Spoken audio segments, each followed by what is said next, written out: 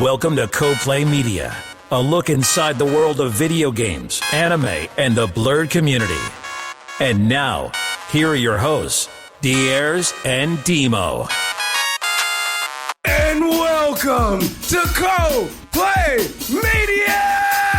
Sir, we in here. We are in here, man. We are in here, baby. Dog, after a very long, awesome, promising weekend, we are here with our homeboy, man. I want to make sure I say this right. JFKratez? You did it. JFKratez, man, a.k.a. Russel, a.k.a. The Man. The Man. You are the man, Give sir. me any name. Yep, any of them. Yes, any one of them today. You know what I'm saying? And, here with me and Demo today, my man, first of all, actually, this isn't on this. We haven't talked about this, but where are you from? Me? Oh, man, that's a doozy. Mm-hmm. I grew up in the D.C. area. Nice. Moco. My family. Moco, yeah, that's what's up. My family's from Guyana. Oh, okay. So I'm Nice. Guyanese. Yeah, I'm West Indian, Mm-hmm. I got that vibe. Yeah. I got it. Yeah. Actually, that's the short answer. That's short. Okay. So I also didn't put this in here either. How did you get the My coworkers love that joke, man. And we do that all day, yo. I needed to do that. I'm sorry. It's okay.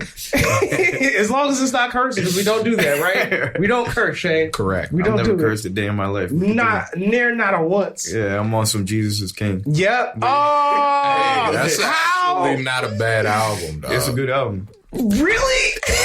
My man, I'm interrupted too much. Nah, it's not a bad album. It's not a bad album? No. There is 2-3 songs that are good. All of it is trash. Dude. What? Well, please, let's not get mad at me because it's about God, right? It has nothing to do. It has nothing to do with No that. man, It's just a no man should talk very about God and Chick-fil-A at the same time. Why not? Chick-fil-A does it. They do it. Chick-fil-A does it, and they're closed on They Sundays. closed on Sunday, On the cusp of Popeyes coming back strong with the chicken sandwich, I might add. You know they still haven't had that chicken sandwich out yet. I've never had it. The Popeyes chicken sandwich. Never had it. No, I had it. It was delicious. It's pretty good. Yeah, it was I have to try that. Yeah, it was you like have to try battered and cracked. It was amazing. I think it is. It might be. It had to be. in it? Huh? I think so. Okay. Because the way the line looked today when I went to lunch, this Popeyes never gets any traffic like Don't this. tell me the sandwich is back, dog. No, the sandwich been back. It's been back this weekend. You lying. Oh my God. My God. It's been back for at least a strong 4 days. How come I haven't seen this? Where's the news? How come You can't put news out like that. You just gotta know. You just gotta know. How do you not know? I felt the energy. I didn't download Yeah. the Popeyes app. There is no Popeyes app. There is a Popeyes What? app that would tell you What? when the chicken sandwich is going to come I think out. when the Popeye sandwich came back, we all just got a little shiver.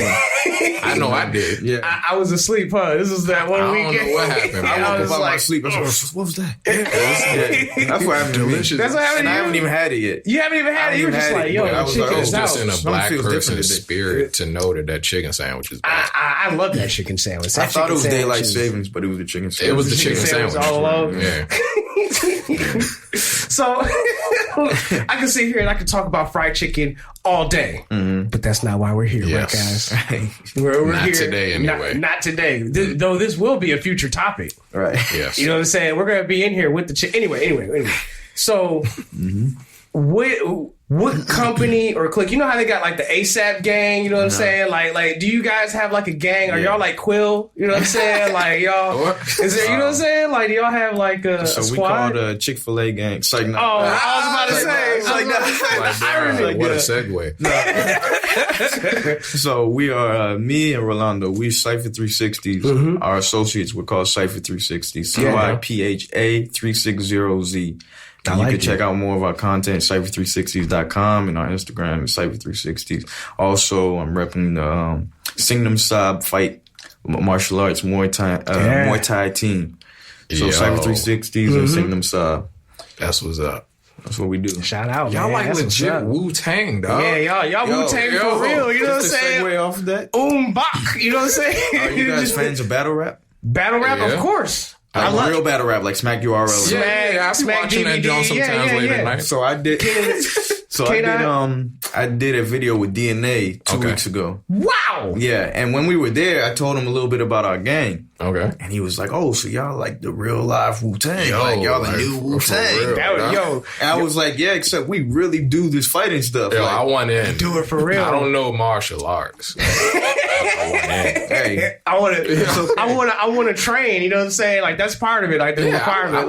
I would train. Martial arts and mentality. You know? True. I'll change it up. I'll change up my state of mind. That sounds much easier than getting in shape.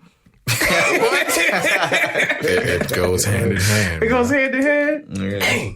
Dang, that's what's up, man. That is tight. That is tight. And you guys have done some really awesome songs. You know what I'm saying? Like I've listened to a couple of your songs and they were awesome. Rolando played your Street Fighter beat, which is actually the Guile theme song, which was fantastic. That's how we ended out our show. And you know, I guess as far as like the direction it goes is how do you get? I ain't write down none of this, but how do you get? It's the best. You got to freestyle sometimes. Yeah. How do you draw that inspiration from a game or an anime? You know, and how do you turn that into something that everybody can relate to and enjoy listening to? You know what I'm saying? Like, I think really and truly, it comes from being cultured in a way, and also like I'm a musician first, so it takes time. When you think about what Michael Jackson did with Thriller, it's like he dressed up like a young urban kid, and he sang a song about being young and urban, right? But he put some horror imagery to it to then also emphasize what it's like to be young, urban, and kind of edgy. He just threw the horror twist on it. So the way I look at it, it's like, look, I look at these anime, I look at these video games, and you look at characters, you see a guy like Cloud Strife, or you see characters like, you know, Sasuke, Naruto, Goku, and all that. And I'm like, I see elements of being an urban youth in all of them. So I just flip it. I love it. That's crazy. I just flip it. I just like the way that I really look at it. I'm like, okay, that element that relates to my life that I also, my degree is in psychology. Yeah. So I also see. Crazy. So y'all running around getting educated, trying to fight and watching. Yeah, I'm not trying to trying to sound like I'm trying to educate, but I'm just breaking it down how it works in my mind. Yeah, I love it. When I see that element in a character that I relate to, and then I also see other people in other people, right? I just make the song about that. Yo, it's funny you say that because I tell people all the time, I was like, yo, Dragonball Z is about black people. Yeah, I don't care what nobody says. But now that you put Sasuke in there, I'm like, dang, how many you know from the inner city if Dragonball Z just lost their whole family to like gang violence? Well, Rolando says all the time the Uchiha are black people. Yo, they gotta be. But not only that, and you know, something else that just going on with the anime topic, something that always made anime more relatable to me is like, I think growing up for black youth, watching some of the superhero comics and things like that, you're kind of looking at the white man's world, in my opinion. Yeah. And you're looking at a hero in a white man's world. Right. Yes. So when you're looking at anime, you're looking at a hero in a minority's world. Exactly. A hero from a different perspective. Yeah. Right. Not the all-American Superman. Right. That's right. That's why we relate to Dragon Ball more. That's why we relate to Sasuke. Yep. Because the background, like you were just saying, that it's more our world. Or even take it a step further, My Hero Academia. Exactly. This man had no powers, but it's like, yo, I just need one break. Right. I just need one big break. I'm going to break every bone in my body. Every day. But I'm going to adapt, and I'm going to morph this into something powerful. The idea of Dragon Ball Z being about black people makes me sad because the idea is that all of us are going to die except for like 6 dudes who are going to be better than all the white people on the rest of the planet. Yo, but I don't want to get deep. O.J. Simpsons and Bill Cosby's running around. Thing, though. Who said it? Who the talented Tim? W.E.B. Du Bois was like, yo, it's going to be that top 10%.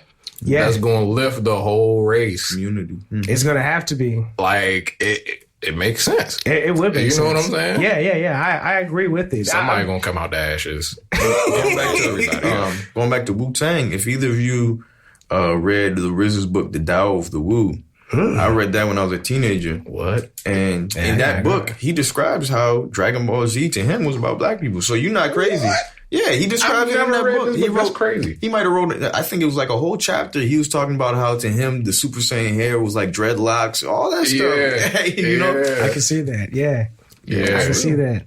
That's actually super tight. Yo, that's deep. Anime's deep. I keep telling people, I'm like, anime is so appealing. It don't appeal to everybody because not everybody's going to see that underlying message, right, in the material. You know what I'm saying? Like, it's always definitely a lesson or a story in there that's just deeper than the surface. I mean, that Full Metal Alchemist Brotherhood, the concept of truth and what God is compared to science versus religion, you know what I'm saying? People who can feel stuff out versus the science geniuses, you know what I'm saying? And how it all intersects together. Like, I thought it was a great way to cover the concept of death, racism, war, you know what I'm saying? The effects of like right-wing thoughts, you know what I'm saying, and being very of nationalism, you know, taking it to an extreme. Like, it covered a lot of complex concepts. I mean, wasn't that even the first one to touch on the 7 deadly sins before the 7 deadly sins? Right? Yeah, they did. Like, and in a way, the concepts in it are kind of like Plato-esque, like the philosopher Plato. You know what I mean? When you're talking about truth and all these things, it reminds me of Plato's, you know, allegory, the cave and all those kinds of things. So, yo, it's deep. It's deep and it's awesome, man. And I'll tell you something else, too. And Rolando would also relate to this a lot, is that doing martial arts shows you a lot more of the depth in anime. I've been watching anime my whole life. Doing martial arts, symbolism just jumps out at you that it wasn't there before. Oh, for real? It's really crazy. Like, explain. Man, you just start to understand how much of the foundation to these anime is based on martial arts training. And so many things that you kind of look at and you think, oh, it's kind of dramatized or it's goofy or whatever. Right. It's real. Like, I'll give you a perfect example. Okay. Very perfect example. Master Roshi. Yo, Roshi. Master Roshi. You know, he reminds me a lot of our master in martial arts, Master Sam. Oh, for real? They're very similar in so many ways. He likes getting blasted. Sam, he likes I'm not going to go into how he's similar. I'm not going to go into that. I was just thinking, like, he's that extra goofy dude that will turn up on you at the drop of a hat. Master Sam, he'll get down and he's 70 years old. He could get down and do one-handed push-ups right now. Wow. And he has the same sense of humor and all that. He's never even heard of Dragon Ball before. For real? So, never heard of it. So it just goes to show what the writing's based on. So Master Sam likes the ladies. Look, man. He does. Definitely, you know. There's nothing wrong with that. Nothing wrong with that. Yeah. I love Roshi, man. I love Jiraiya, too. Jiraiya. A lot of those similarities. The similarities. It's because these guys must have, Kishimoto and Toriyama, they must have been basing the writing on actual masters. Yeah. Exactly. Most martial arts masters are horn dogs. Yo, you gotta be, man. Testosterone is up high. You know what I'm saying? Like, testosterone through the roof. I was at a fight when we went to Rolando's fight. He was a guy there, and he was another pro fighter who was about to go up. And this could sound weird, but I was like, "Hey man, how you feeling? You ready?" He's like, "I'm horny." That's just all he said. And I was just like, all right, man. I'm on edge, bro. That's the scariest thing I ever heard. You know what I'm saying? I feel that way, though. But it's that thrill of going into the fight. You know what I'm saying? Yeah. It's that, yo, I'm going to tear something up, man.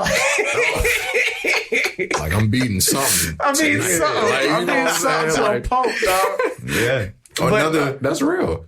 Well, real quick, another really good example of how martial arts changed my perspective on anime is the Sharingan in Naruto. It's my favorite.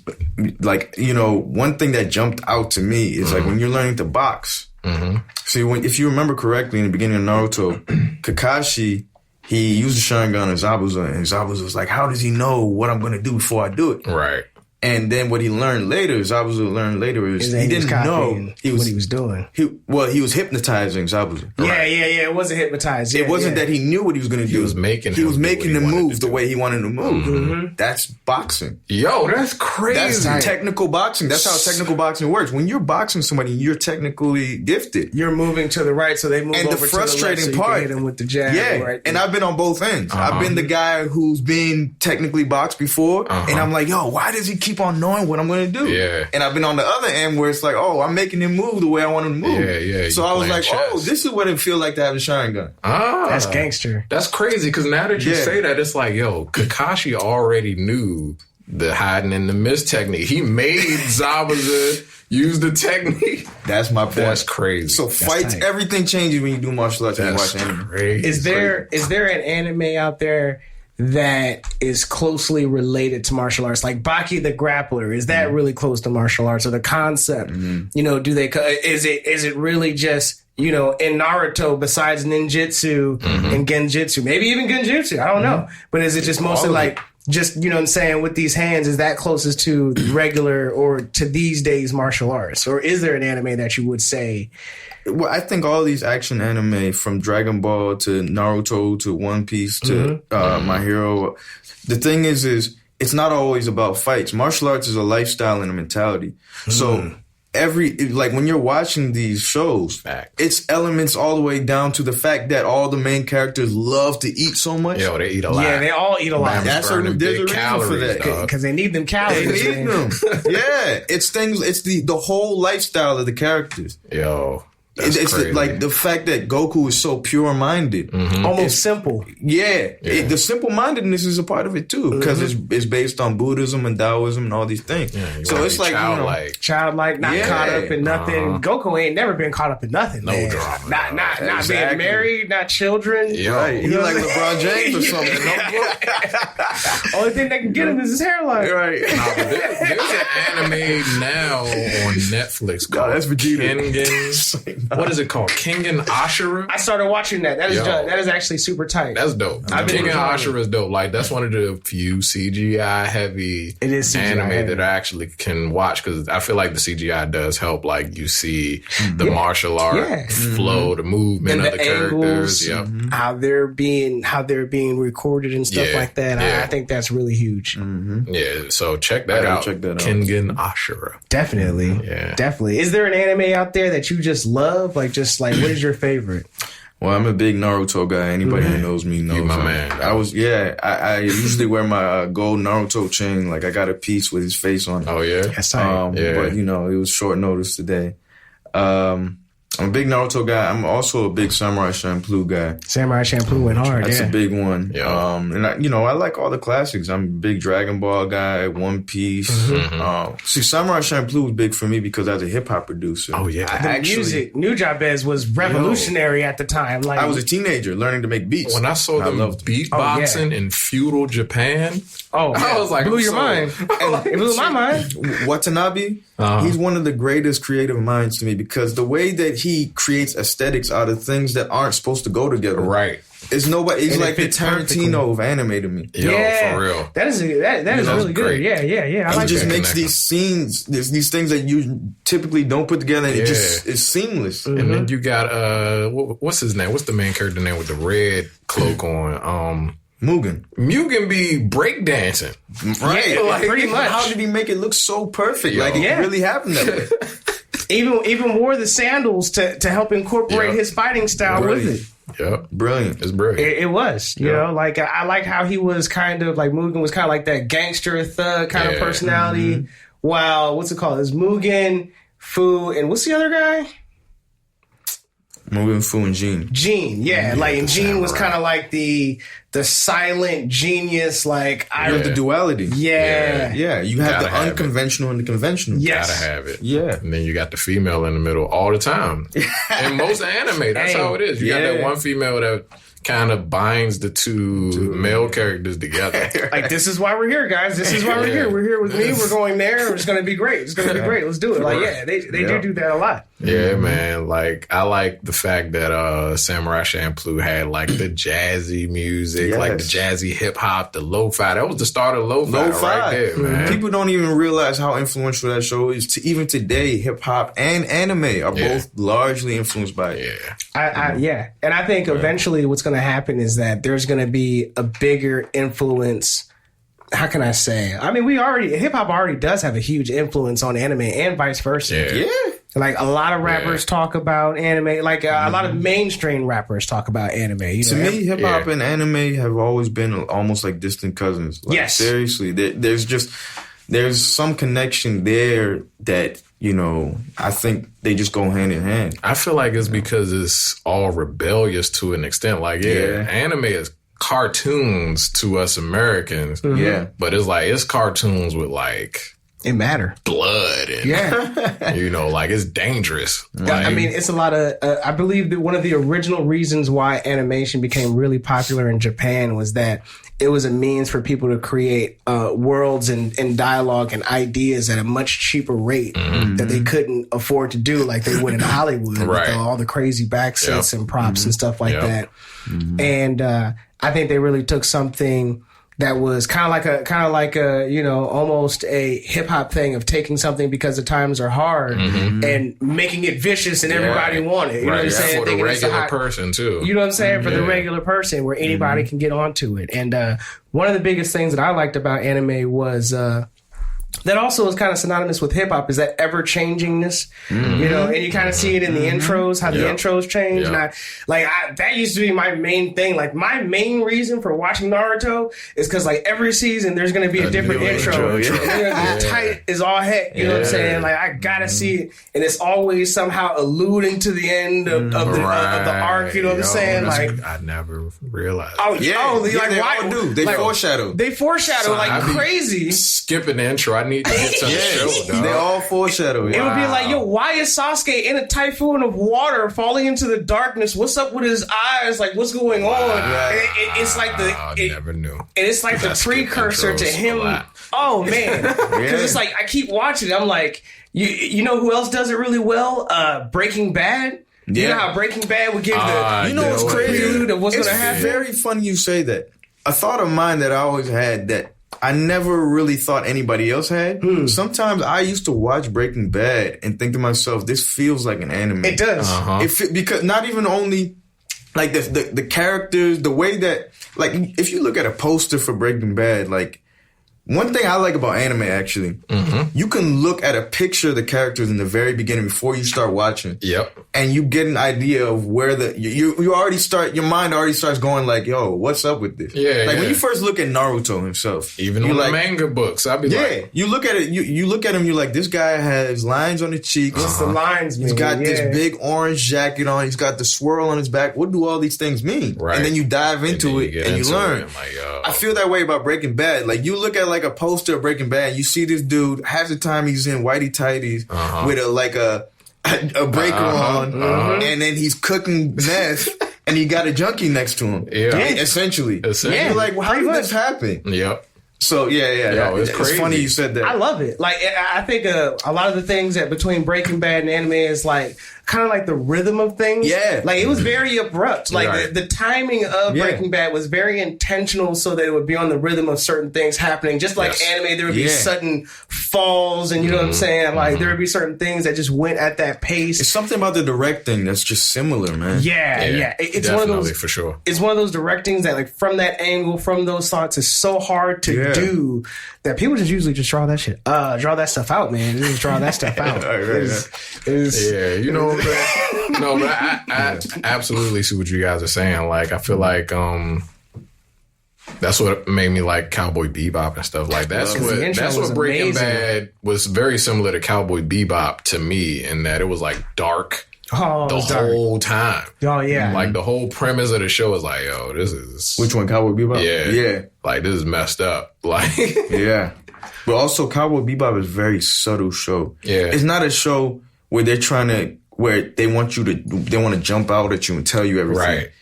They want you to pay attention to very subtle things and understand. Yes. So it's kind of mature in that way. I've always liked that. Yeah, it was always like a show that I was like, you know what? Nobody else my age is watching this. Like, No, when I was younger, I was like, you believe that too. Yeah, because it's like nobody else is going to understand. It's like, this is almost like a movie. Like, it's very cinematic the way this anime is being shown to me. I'm a big fan of Akira as well. Oh, going off the cinematic. Akira was groundbreaking. Yeah, man. that art style was crazy. I know it's not groundbreaking at all. I just really, really like Fire Force, man. And the intro for Fire Force. No, Fire Force is a good show. I loved it. Like, I think that's probably like top 5 show of 2019 for me. If we're talking about intros, we gotta mention Yu Yu Hakusho. Yu Yu Hakusho. You gotta mention that. Light City, dog. That's the best anime intro ever. I think it's gotta be. Ever. I don't know how, like, every time, like, the other day, this girl brought it up to me, and I hadn't heard it in, like, 20 years. And that joint go hard. I felt some type of way listening to that song. It makes you feel good. You need to make a song. Man. Yeah, you need to make a song out of that. You know what's crazy? You make a beat out of that, that would be killer, dog. I'll do that, yeah. I had it in mind. There's certain songs that I stay away from until the time's right because I don't want to mess them up. Yeah, I get that. Ooh. What other intros would you make a song out of that beat? That one. Can I use endings as well? Sure, absolutely. There's some of those that I've thought of. The one an ending I've always wanted to do. I made this beat like a bunch of times actually back in the day, but I got to do it again. Please say Outlaw Star. No, that's not what I was thinking. But there's a song called Wind. It's an ending of one of the Naruto's. I know exactly what song you're talking about. I got to do that again. Okay. That's like my favorite. It's one of the best songs that are on there. There's an ending to Blue Exorcist. It was, I don't remember what the song's called. First season or second season? I think it was probably first season. Yeah, it was a regular K-pop song, but like it's really dope. It's like do do do do. I don't know how to describe it, but my favorite outro is still Shiki no Uta at the end of Samurai Champloo. That's a beautiful song. That's a gorgeous song. It's a gorgeous song, man. Like, especially with her just there by the water, just kind of just like kicking along. Just like, it's just a beautiful song. I'm like, man, this is hands down best outro right here. Yeah, that's a good one. That was a fire outro. They had one for One Piece that I really loved. I might know what you're talking about. It was based off of a rock band that broke up. Yeah, and it was like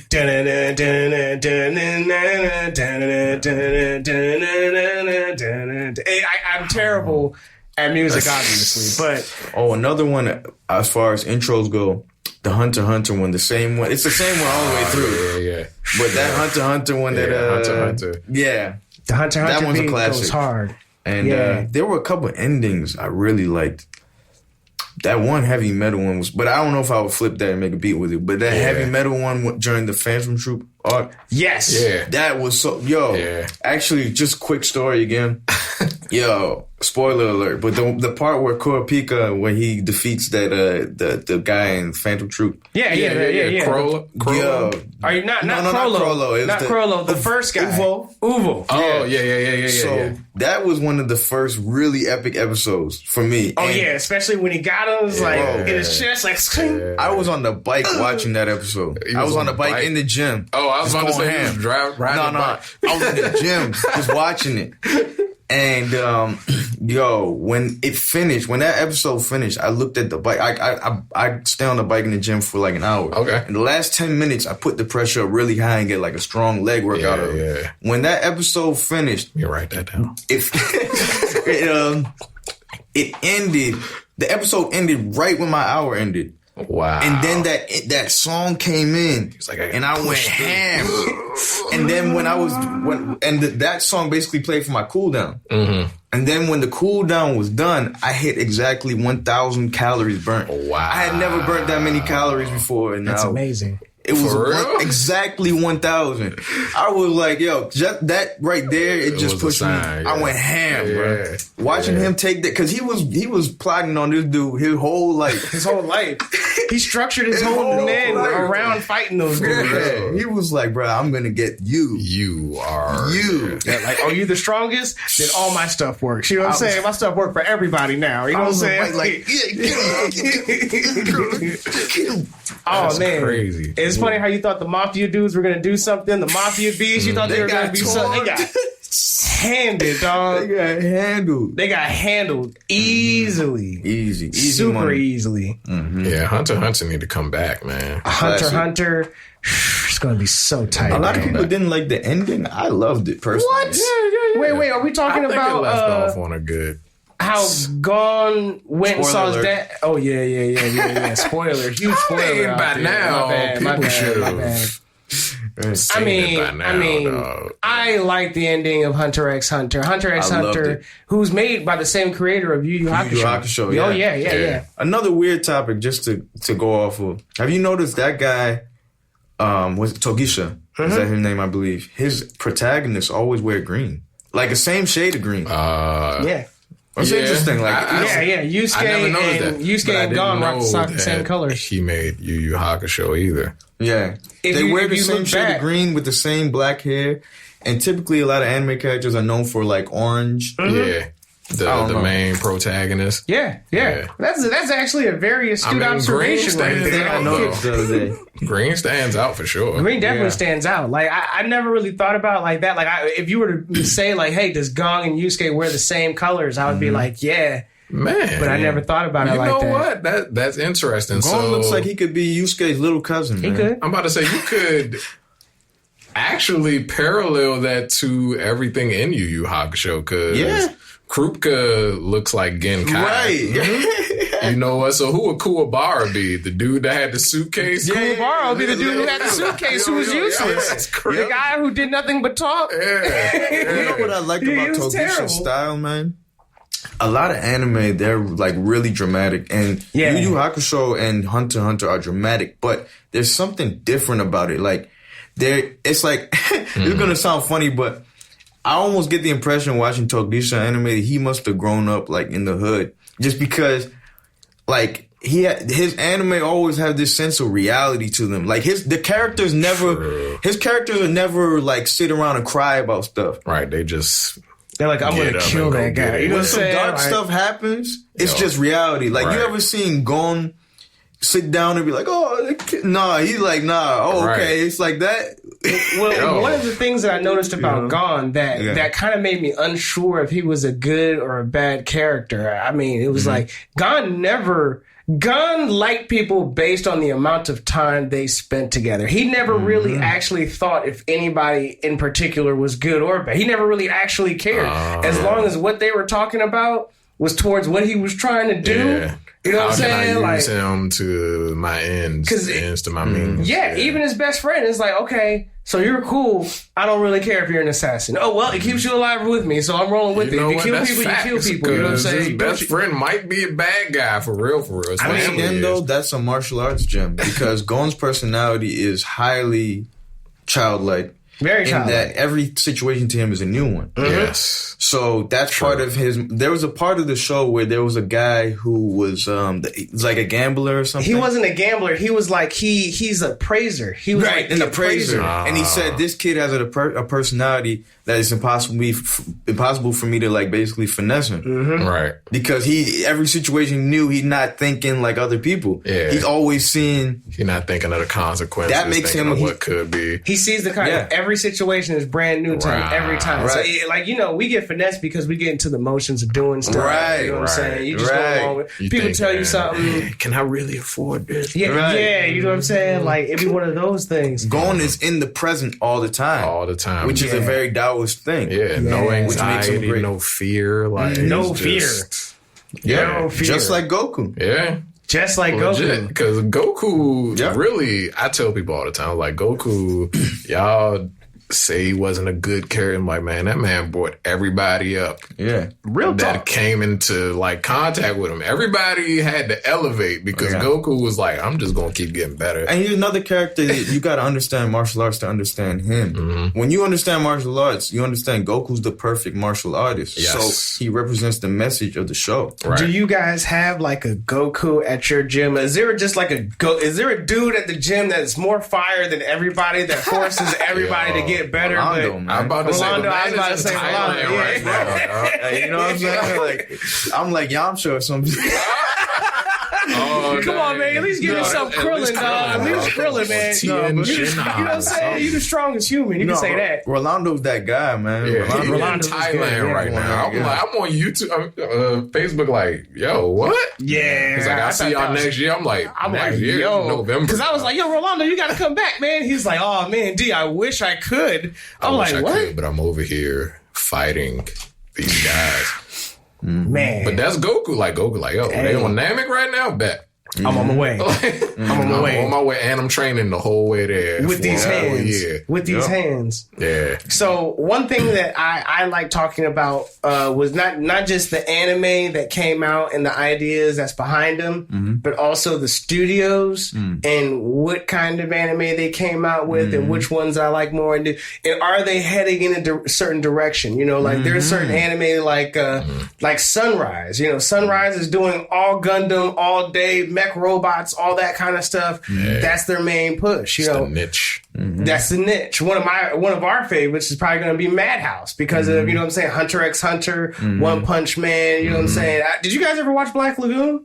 No. I didn't watch it. I've heard of it. I watched maybe a little bit of it. I was a huge fan of Black Lagoon. Black Lagoon was a good anime, especially for a female protagonist. You don't see a lot of good female protagonists out there that are not like Sailor Moon kind of airhead. We're gonna work through this. You know what I'm saying? The only other female protagonist that, as of late, was any good was like the little girl from the new Sword Art Online. Yeah, who was actually super tall in real life. Yeah, she was. Yes, like she was just. And the other one that came to mind for me, a strong female protagonist that's not just in the like niche female role, is Final Fantasy VI. That's another one that comes to mind for me. Okay. But that's a rare one, you know. Yeah. She was a good protagonist, though. You know, her name's. I know who you're talking about. I just can't think of her name. Terra. Yeah. Terra was a good female protagonist in that game. Shoot, we're talking about games. What else was a good female protagonist? I mean, Tomb Raider. Lara Croft. Always at the top. Oh wow! I can't believe I never said that. Yeah. Samus, when we found out she was a lady. Oh yeah, yeah. When we found out that was a chick, everybody was blown away. Like, oh, she been murking everything this whole time. You know who I thought was a good female protagonist? The girl from Kill la Kill. Oh yeah, she was pretty good. She was good. She was good. Like she was just strong. You know what I'm saying? She was off of Trigger. I didn't like Trigger that much. You know what I'm saying? Not a huge fan of Trigger. Besides, I think I think Gurren Lagann was also Trigger. Oh my gosh, Gurren Lagann has got some great animation. It was not only is it great animation, but that whole just like keep getting better. You know what I'm saying? Keep getting fighting. Just keep getting bigger. I always tell people this about Gurren Lagann. That's a show that can cure depression, like straight up. Yes. That show can just straight up cure. We're going to dig our way out this hole. No lie. Like, if you ever feel like there's anything limiting you in your life, just watch that show. Like, the show just make you feel like you could do anything. That show has got me through some tough times. You know what I'm saying? Like, no lie. Like, there were times in my life where I was really, like, down. And I would just watch, like, those scenes, you know which ones I'm talking about, where they just announce, like, dog, we're drilling through the heavens. Oh, yeah. I don't care. Do you know who the heck I am? You know what I'm saying? Like, it doesn't care how big you are. I don't care what robot, you got nothing. I don't care about none of that. Okay. I remember the joke with Lord Gino, and he, like, picked him up. Lord Gino picked him up and just drills him. Y'all about to make me dig in. Oh, you ain't never seen Gurren Lagann? I haven't dug into Gurren Lagann. It's only like 30 episodes. Oh, it's worth it. Is for the amount that it keeps escalating within those episodes. Like going from underground to outer space, like that. Yeah, I saw that. It was like they had this weird catacomb of elevators or something in the city. I'm like, if you need inspiration, just start with that. Next time you need inspiration, just watch that show. Just watch Gurren Lagann. It is amazing. It kind of like, have you seen Kill la Kill? I feel like Kill la Kill is the girl version of Gurren Lagann. Yeah. A little bit. Like they're like, one is about sexuality and clothes, and I wear what I want and I choose who I want to be. Right. And the other one is like the dude version of, you know what I'm saying, I'm going to get a job. Yeah. Basically, I'm gonna get a job. in the beginning, he's like a little, He's like, what you do? I dig. You know what I'm saying? What you gonna be the greatest digger? Like, yeah, I'm drilled to the heavens, bro. Gurren Lagann reminded me of One Piece a little bit too, like a little bit, like One Piece in a nutshell. Because One Piece is just like, yo, we're just gonna get up and go. I don't care. It's just that One Piece is 1,000 episodes long. I'm about to say, are you caught up on One Piece? No, I got to like Dressrosa, so I gotta. Man, I gotta catch up too. Not even tried to start it. Right. Oh man, it's too much. It's good though. It's overwhelming, dog. It's good. Gurren Lagann, in a way, is like watching One Piece in a nutshell. Like if you watched it in 30 episodes.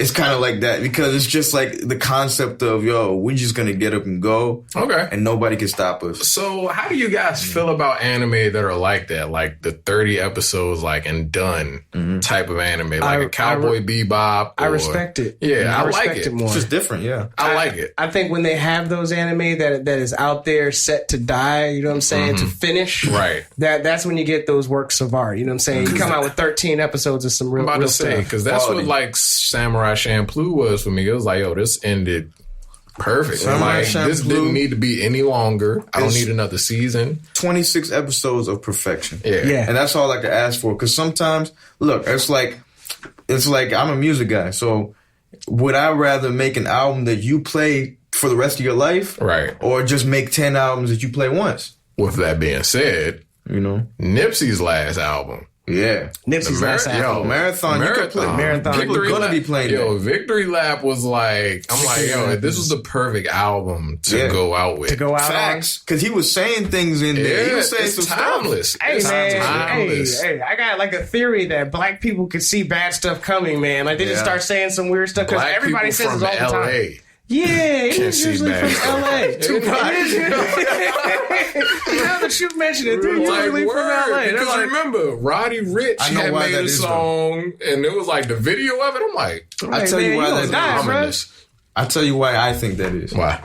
West Coast rappers get down to business. Think about this.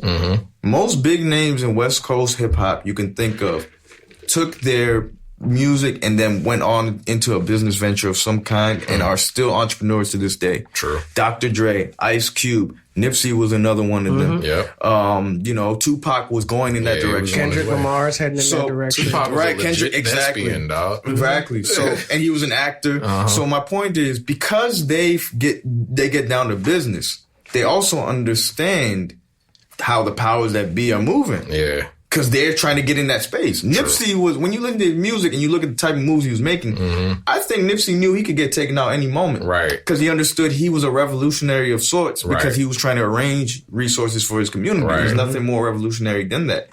So he was saying in his songs, like, look, if I get taken out, just know I was a glitch in the matrix. Right. Because he knew. Yeah. When you're not an entrepreneur, said that. when you're not somebody with an entrepreneurial mindset, you don't see through those things the same way. Right.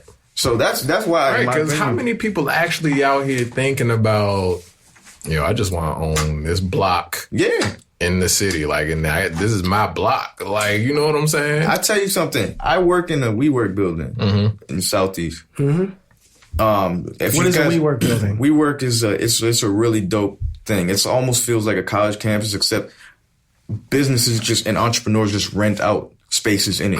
So it's like M3DC. Yeah, you can incubator. Yeah, they have happy hours every day, all that stuff. It's really, really dope. You can network all day in there. That's what I do. So I'm on my Nipsey stuff, right? I want to do that. But look, Nipsey in his city rented out the entire second floor of a WeWork building just like mine to create a STEM program for kids. Wow. That's amazing. When you have a person like that in the community, that's the type of people that gets taken out. Right, that's a problem. That's a problem. For the establishment, yeah. Nipsey was investing in cryptocurrency back in, he was, you know what I'm saying? Yeah. That's a threat. That's a threat. That is kind of threatening, you know what I'm saying? And plus it's like usually guys who are, you know what I'm saying, prominent in their communities, they usually have like an obvious weakness, you know what I'm saying? Like, well, if you did drugs or if you did bad in the past, then, you know what I'm saying, you don't have access to these things. Right. You know, somebody who's like Nipsey Hussle, who became successful through that and then going up to that level, it's like you can't hit him with anything. You're going to have to use a bullet. Like, everything else will bounce off. But too, I would think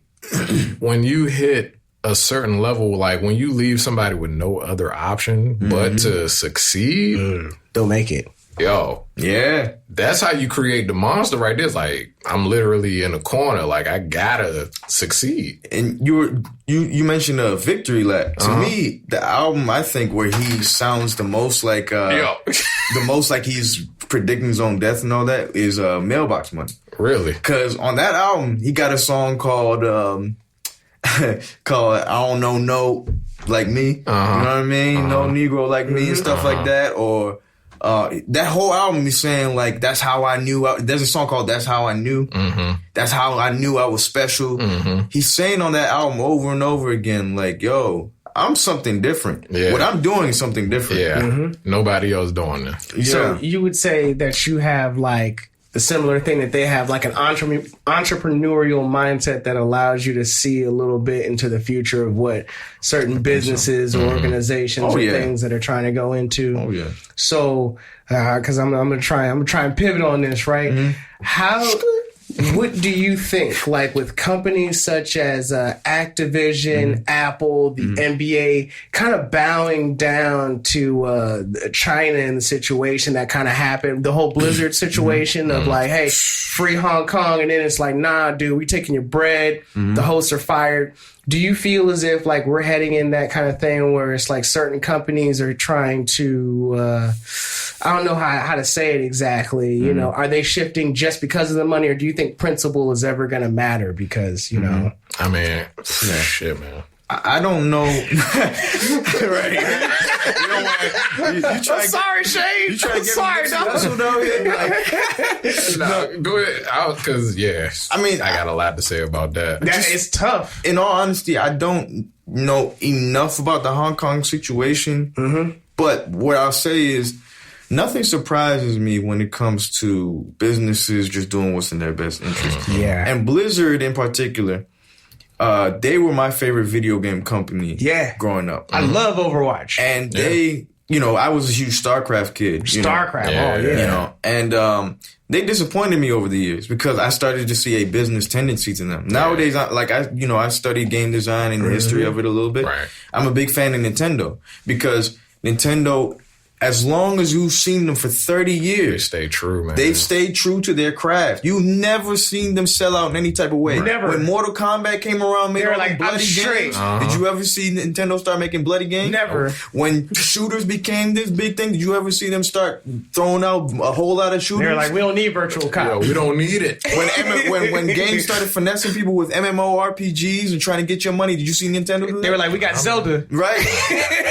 Hold the Zelda, dog. And now the new thing is DLC, where all these companies are trying to get money from you with DLC. I respect Nintendo that. barely, they do DLC, but in a respectful way. Hey, they do it, but they're like, what's a loot box? Right. They're like, we don't do no loot We boxes. don't see no loot boxes. Like, if you're going to pay for it. My thing with pay Blizzard, for it. You've seen this tendency with them for a long time just in how they conduct video game business. Like when they started, I was a fan of Warcraft 3 and all that as well, but when they went in that MMO direction, you see this certain tendency of them of like, oh yeah, we just about a bag. Yeah. That's how I felt. Like, you got to pay to play, baby. Play to win. You gotta do it, man.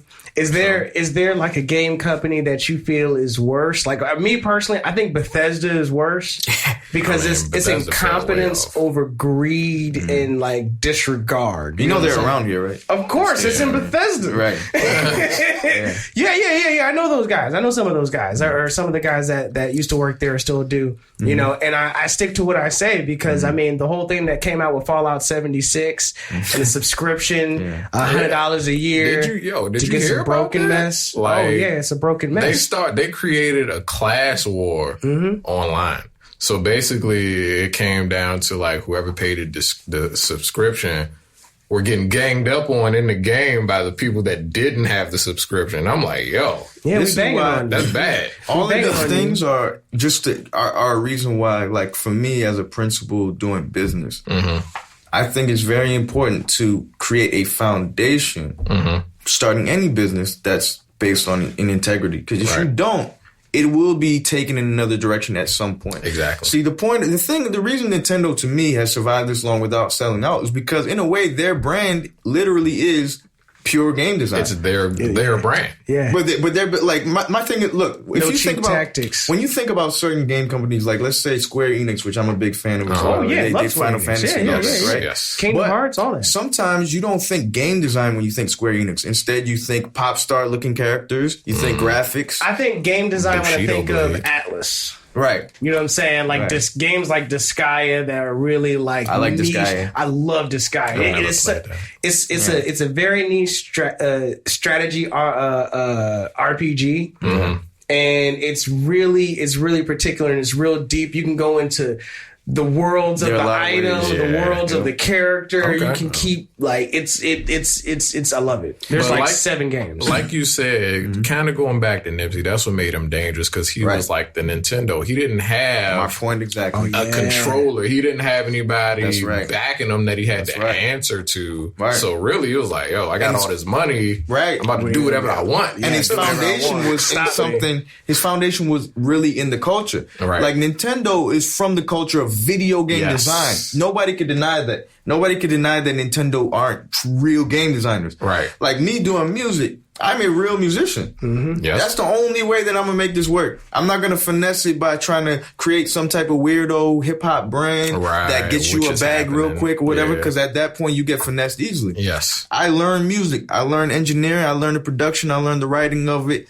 To the core. Wow. Because that's the only way I'm going to make something that lasts. I do respect it. Yeah. I mean, like, I do. Because I feel as if, like, certain people, like Nicki Minaj and Drake and, you know, certain people who just, like, you know, this is what I'm going to do, and then I'm going to have a team of people do it for me. That's right. Yeah. I feel as if there's something that's lacking in that level of music. And I feel as if that kind of gets brought out later on where people are just like, I can't even listen to you no more. It's going to be a long time for Drake. Well, it's going to be a long time for that ever happen. Here's the thing. Drake... I like early Drake, right? Early Drake was amazing. Early Drake felt pure. Yeah, I agree with that. Right? Like, I feel like a lot of guys hated on Drake because, like, this man ain't scared to say what we all feel. Right. Yeah. Right. Yeah. Like, when our girls hurt our feelings, Drake gonna rap about it. Yeah. Whereas back in the day, they would sing about it, but this man gonna rap and sing about it.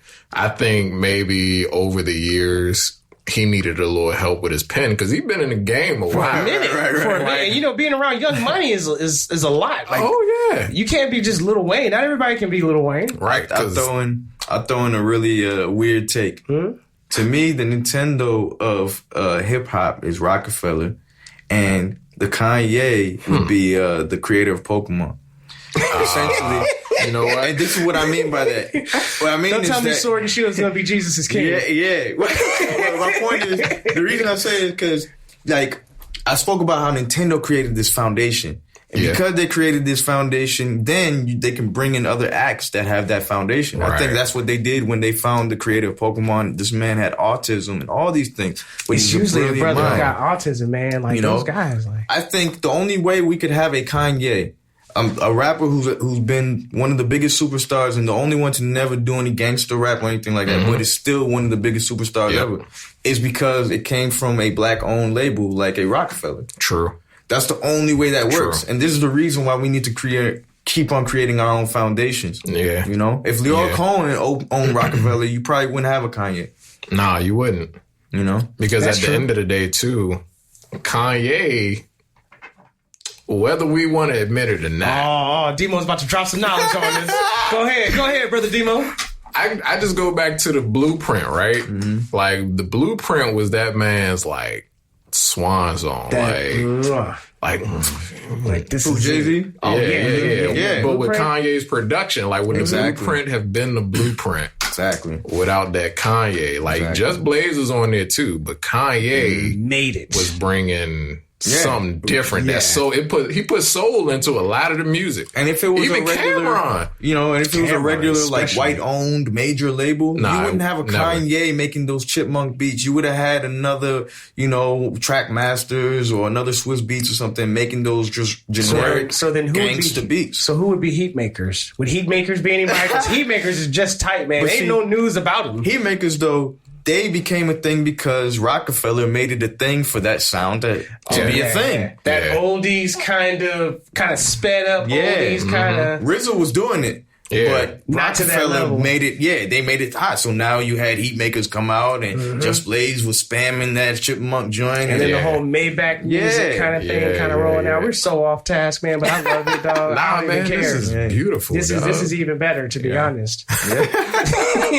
But like you said, like Rockefeller's the Nintendo. In my opinion. But I wonder what happened to make them stray the way they did. You know what I'm saying? That's a whole other conversation. You know what I'm saying? Because I look at it, it's like, yo, y'all had everything. Like, y'all could have had this joint on lock for the next 30 years. Like, you know what I'm saying? You want to know where they started messing up? They got rid of DMX. They just didn't put out none of DMX's stuff. I think that's partly true, too. Like, like Jay-Z looked at DMX as like, okay. He was a threat. Dog, DMX was like, between 96 and 99, DMX was like the largest rapper that ever, he was untouchable during his period. Which is sad. Jay-Z was around too many street dudes, man. Like, that's another problem. Like, Beanie Siegel and DMX were going to jail every year. Just to do business with a guy like that. It's hard. Liabilities. It's liabilities. You know what I'm saying? Like, you see it all the time. You see it in the interviews. Like, you see Jay-Z just sitting there kind of look tired. And then everybody is just like freaking out around him. Like, that's something I can relate to. Like, I'm not trying to act like I'm Jay-Z, but I can relate to having a lot of people around you trying to collaborate with everybody. And you find that they're draining you more than they're adding to you. Right. Yes. In recent years, like me and Cypha 360, we used to affiliate with a lot more people. And people would see that if they go through our music catalog. But nowadays, it's been me, Rolando, and a few other producers and artists that,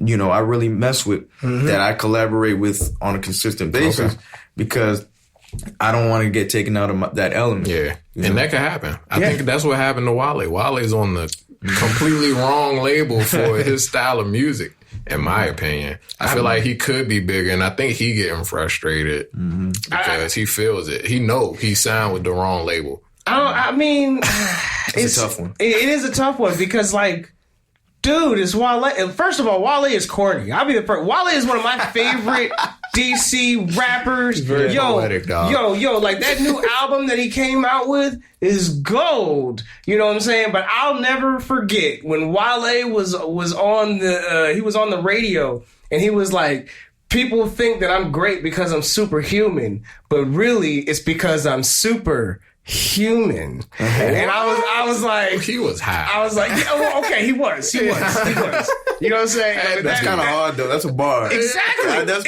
a bar. It was a bar and it was hard. And at first I was like, oh my God, that's deep. And then I was like, nah, it's not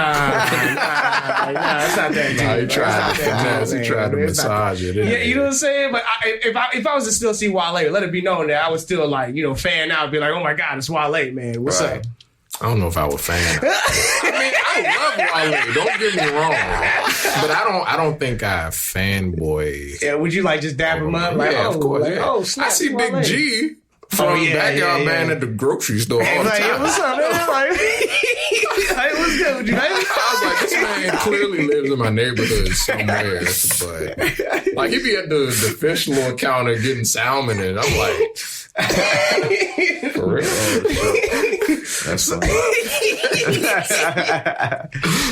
So with the time that we got, you know what I'm saying? That's like in like I used to live in Barbados. My family used to live in Barbados. There's a place called Chefette. Chefette is like the KFC out there.